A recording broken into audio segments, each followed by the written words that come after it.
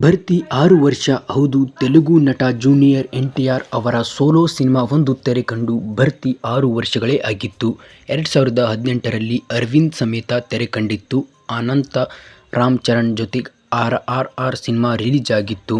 ಇದೀಗ ಮತ್ತೊಂದು ಸಿಂಗಲ್ ಆಗಿ ಥಿಯೇಟರ್ ಅಂಗಳಕ್ಕೆ ದೇವರ ಜಪ ಮಾಡುತ್ತಾ ಜಿಗಿದಿದ್ದಾರೆ ಎನ್‌ಟಿಆರ್. ದೇವರ ಚಿತ್ರದ ಮೇಲೆ ಎನ್‌ಟಿಆರ್ ಅಭಿಮಾನಿಗಳು ಇನ್ನಿಲ್ಲದಷ್ಟು ನಿರೀಕ್ಷೆಯನ್ನು ಇಟ್ಟುಕೊಂಡಿದ್ದರು. ಅದನ್ನು ದೇವರೇ ಈಡೇರಿಸಿದ್ದಾನೆ. ಅಭಿಮಾನಿಗಳನ್ನು ರಂಜಿಸಿದ ಎನ್‌ಟಿಆರ್ ಅವರನ್ನು ತೆರೆ ಮೇಲೆ ನೋಡದೆ ಬಹಳ ದಿನಗಳೇ ಕಳೆದಿದ್ದವು. ಹಾಗಾಗಿ ಫ್ಯಾನ್ಸ್ ಕಾತರದಿಂದ ಕಾಯುತ್ತಿದ್ದರು. ತಮ್ಮ ಎಂದಿನ ಡ್ಯಾನ್ಸ್ ಮತ್ತು ಆ್ಯಕ್ಷನ್ ಮೂಲಕ ಅಭಿಮಾನಿಗಳಿಗೆ ಭರಪೂರ ರಂಜನೆ ನೀಡಿದ್ದಾರೆ ಎನ್‌ಟಿಆರ್. ದೇವರ ಸಿನಿಮಾ ದೊಡ್ಡ ಪ್ಲಸ್ ಪಾಯಿಂಟ್ ಆ್ಯಕ್ಷನ್ ಸೀನ್ಗಳು. ಅದನ್ನು ಎನ್‌ಟಿಆರ್ ಬಹಳ ಸಲೀಸಾಗಿ ಮಾಡಿದ್ದಾರೆ. ಇನ್ನು ದೇವರ ಮತ್ತು ವರದ ಎಂದು 2 ಪಾತ್ರಗಳನ್ನು ಕೂಡ ಬಹಳ ಚೆನ್ನಾಗಿ ನಿಭಾಯಿಸಿದ್ದಾರೆ.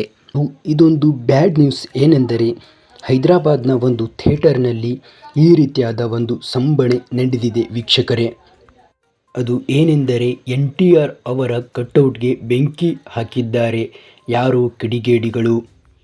ಹೀರೋ ಎಂದ ಮೇಲೆ ಉರ್ಕೊಳ್ಳೋರು ಇರ್ತಾರೆ, ಪ್ರೀತಿಸೋರು ಕೂಡ ಇರ್ತಾರೆ. ಯಾರೋ ಕೆಲವೊಂದಿಷ್ಟು ಜನ ಈ ರೀತಿಯಾದ ಒಂದು ಘಟನೆಗೆ ಭಾಜನರಾಗಿದ್ದಾರೆ. ಇದು ಹೈದರಾಬಾದ್ನ ಪೊಲೀಸ್ ಠಾಣೆಗೆ ದಾಖಲು ಮಾಡಿದ್ದಾರೆ. ಎನ್‌ಟಿಆರ್ ಅವರು ಇದರ ಬಗ್ಗೆ ಇನ್ನೂ ಪ್ರತಿಕ್ರಿಯಿಸಿಲ್ಲ. ಆದಷ್ಟು ಬೇಗ ಅವರು ಇದರ ಬಗ್ಗೆ ಒಂದು ಕ್ಲಾರಿಟಿ ಕೊಡಲಿದ್ದಾರೆ ಎಂದು ಹೇಳಿದ್ದಾರೆ. ಯಾವ ರೀತಿ ಕಟೌಟ್ಗೆ ಬೆಂಕಿ ಬಿದ್ದಿದೆ ಎಂದು ನೀವು ನೋಡಿ.